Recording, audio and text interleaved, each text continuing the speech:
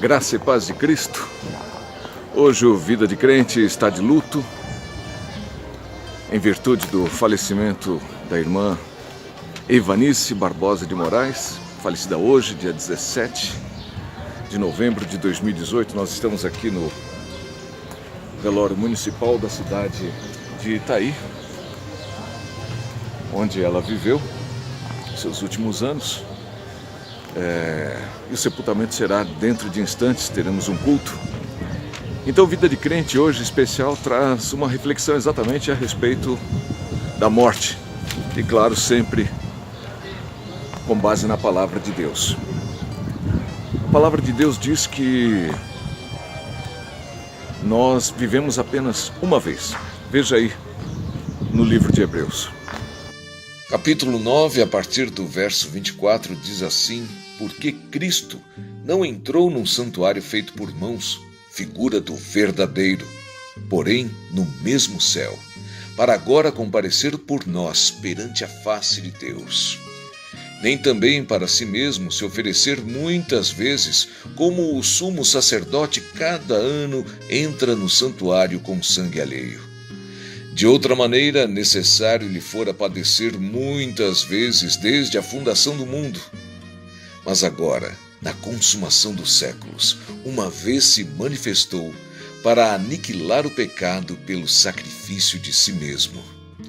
E, como aos homens está ordenado morrerem uma vez, vindo depois disso o juízo, assim também Cristo, oferecendo-se uma vez para levar os pecados de muitos, aparecerá segunda vez, sem pecado, aos que esperam para a salvação.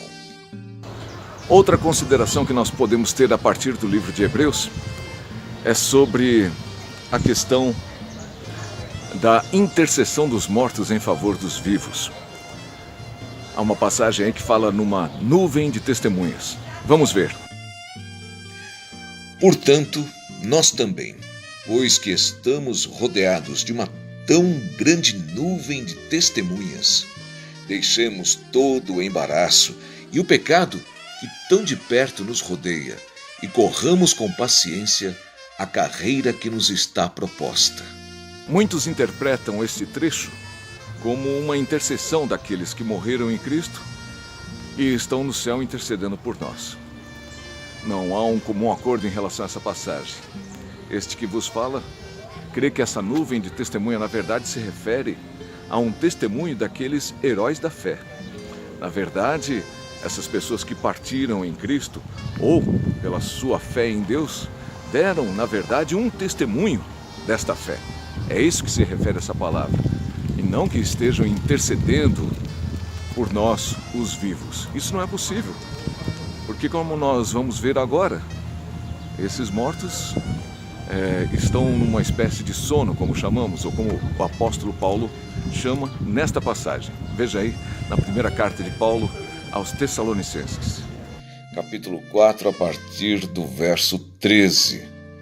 Não quero, porém, irmãos, que sejais ignorantes acerca dos que já dormem, para que não vos entristeçais como os demais que não têm esperança. Porque se cremos que Jesus morreu e ressuscitou, assim também aos que em Jesus dormem, Deus os tornará a trazer com ele.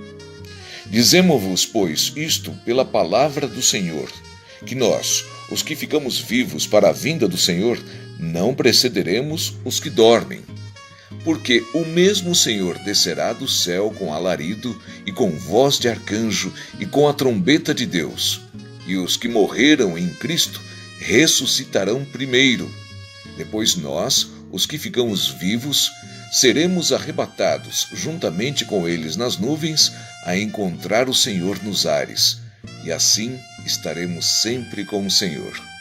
Portanto, consolai-vos uns aos outros com estas palavras. E para encerrar, muitos combatem este argumento do sono, ou dos crentes dormindo, com este trecho que está em Apocalipse. Veja aí. No capítulo 7, a partir do versículo 9. Depois destas coisas olhei, e eis aqui uma grande multidão, a qual ninguém podia contar, de todas as nações e tribos e povos e línguas que estavam diante do trono e perante o Cordeiro, trajando vestes brancas e com palmas nas suas mãos. E clamavam com grande voz, dizendo: Salvação ao nosso Deus, que está assentado no trono, e ao Cordeiro. Seguindo no verso 11, e todos os anjos estavam ao redor do trono e dos anciãos e dos 4 animais, e prostraram-se diante do trono sobre seus rostos e adoraram a Deus, dizendo: Amém. Louvor e glória e sabedoria e ação de graças e honra e poder e força ao nosso Deus para todo sempre. Amém. E um dos anciãos me falou, dizendo: Estes que estão vestidos de vestes brancas, quem são e de onde vieram? E eu disse-lhe: Senhor, tu sabes. E ele disse-me: Estes são os que vieram da grande tribulação e lavaram suas vestes e as branquearam no sangue do Cordeiro. Esta passagem ela servirá como uma das principais para a defesa da nossa teoria. Eu chamo de teoria porque, mesmo no meio evangélico, no meio protestante, há uma grande divergência sobre o futuro daqueles que morrem. Por exemplo, há aqueles que apoiam neste texto, principalmente na sua primeira parte, dizendo que não é possível que os que morrem durmam, uma vez que estão aqui declarados como aqueles que louvam, clamam ao Senhor e empunham as palmas, não é? Como pessoas que fazem isso podem estar dormindo. Mas uma leitura mais atenta, principalmente nesta última parte, você vai ver que esta multidão é aquela que veio da grande tribulação. E isso nos ajuda a explicar outra teoria, inclusive, aquela que envolve divergências entre pré, mid e pós-tribulação. Fica fácil entender. Olha só, a gente leu atrás lá a carta de Paulo aos Tessalonicenses dizendo que a gente não devia se confundir sobre os que dormem, porque eles vão nos preceder. Ou seja, no dia do Senhor, na segunda vinda de Jesus Cristo, aqueles que dormem, ou seja, morreram antes de nós e dormiram no Senhor, serão ressuscitados, e depois nós, que estivermos vivos nesta ocasião da vinda do Senhor, da segunda vinda, iremos nos encontrar com eles nos céus, junto com o Senhor. Esse público de Apocalipse, neste capítulo 7, então, é um outro público.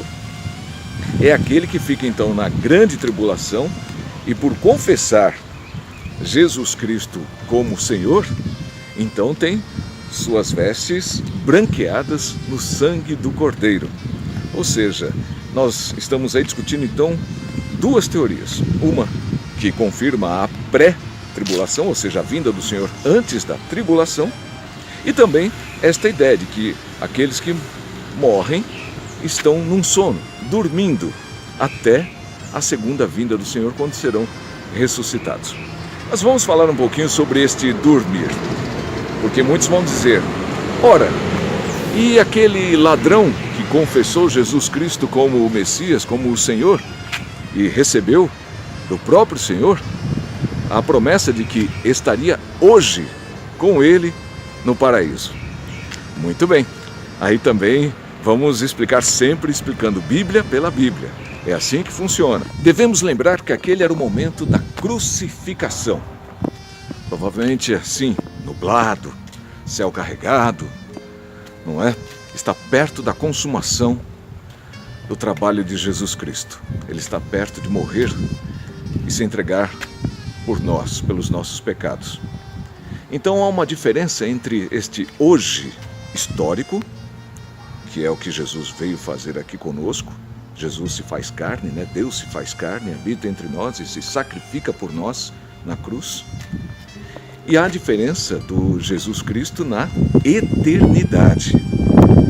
Este hoje, então, que ele declara ao ladrão, que se arrepende no momento da crucificação, ao contrário do outro que não se arrepende, e confessa Jesus como Salvador, ele então tem ali a promessa deste hoje, mas deste hoje na eternidade. Porque para o ladrão, veja bem, ele morre, aí dorme. E quando abrir seus olhos, no momento da ressurreição, no momento da segunda vinda de Jesus, ele então ressuscita com todos aqueles mortos em Cristo e vai ter com eles nos céus e depois nós com eles. É assim que funciona. Então para ele é o hoje. Para o ladrão é o hoje, porque ele morreu, fechou os olhos e quando abriu está lá com o Senhor no paraíso. Dá para entender? É a diferença entre eternidade e a nossa história. Na eternidade não se conta tempo. Então este hoje, assim como o termo dormir, são termos que na verdade procuram trazer esta diferença entre nossa história de carne, nossa história no tempo contado e a nossa história na eternidade, onde não há fim e muito menos houve começo. Não é como nós somos limitados, mas servimos a um Deus ilimitado que vive na eternidade. Esta é a diferença que deve se levar em conta, inclusive para o termo dormir. É apenas uma explicação. As pessoas estão aguardando enquanto história, no nosso tempo, para que nós possamos entender, porque para nós está sendo contado o tempo. Mas para quem já morreu, esse tempo não existe. Ele já está na eternidade. Mas para que o nosso tempo se cumpra, eles estão aguardando até o momento da segunda vinda, quando todos os mortos em Cristo serão ressuscitados. E isto nos ajuda a explicar outra teoria dos protestantes. E este é o objetivo deste programa, explicar um pouco da vida do crente, não é? Com todo respeito à sua fé.